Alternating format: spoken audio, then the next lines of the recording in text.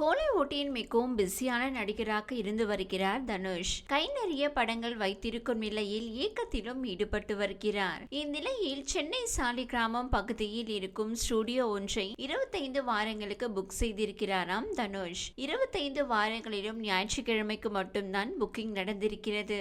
ஜூலை 27ஆம் தேதி முதல் தொடர்ந்து 25 ஞாயிற்றுக்கிழமைகளில் தன் ரசிகர்களை அந்த ஸ்டுடியோ புக் செய்யப்பட்டிருக்கிறதாம். வாரம் 500 ரசிகர்களை சந்தித்து பேசுகிறாராம் நடிப்பின்கிற பேச்சும் கிளம்பி இருக்கிறது. தனுஷின் தலைவனான சூப்பர் ஸ்டார் ரஜினிகாந்த் அரசியலுக்கு வரும் தீவிர ரசிகன் தனுஷ் வருகிறாரோ என சமூக வலைதளங்களில் பேசப்படுகிறது.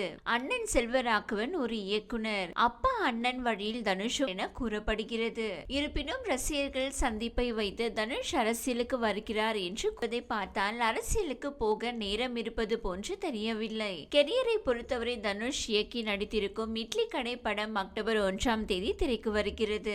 இந்நிலையில் ஜிவி பிரகாஷ் குமார் இசையில் உருவாக்கியிருக்கும் இட்லி கடை படத்தின் முதல் பாடலை ஜூலை 27ஆம் தேதி, அதாவது ரசிகர்கள் சந்திப்பின் முதல் வாரத்தில் வெளியிட இருக்கிறார்கள். திருச்சிற்றம்பலம் படத்தை அடுத்து இட்லி கடை படத்திலும் தனுஷுக்கு ஜோடியாக நடித்திருக்கிறார் நித்யா மேனன். தனுஷ் படத்தில் தன்னை சாணியல்ல வைத்து விட்டார்கள் என கூறியிருக்கிறார் நித்யா. தேசிய விருது வாங்கிய போது கூட தன் விரல் நகங்களின் இடுக்கில் சாணி இருந்ததாக அவர் தெரிவித்தார். இதுவரை சாணி அள்ளி பழக்கம் இல்லாத தன்னை முதல் முறையாக அப்படி செய்ய வைத்து விட்டார் தனுஷ் என நித்யா கூறினார். இட்லி கடை தவிர்த்து தன் பாலிவுட் அண்ணன் ஆனந்த் எல்ரா இயக்கத்தில் திரு இஷ்கு மேன் ஹிந்தி படத்தில் நடித்திருக்கிறார் தனுஷ். அந்த படத்தில் தனுஷ்க்கு ஜோடியாக நடித்திருப்பதும் தேசிய விருது வென்ற கிருதி சனோன். மேலும் விக்னேஷ் ராஜா இயக்கத்தில் தனுஷ் நடிக்கும் படத்தை தற்போதைக்கும் D54 என அழைக்கிறார்கள். இதற்கிடையே அஜித் குமார் படத்தை இயக்க முயற்சி செய்து வருகிறார் தனுஷ் என தகவல் வெளியானது.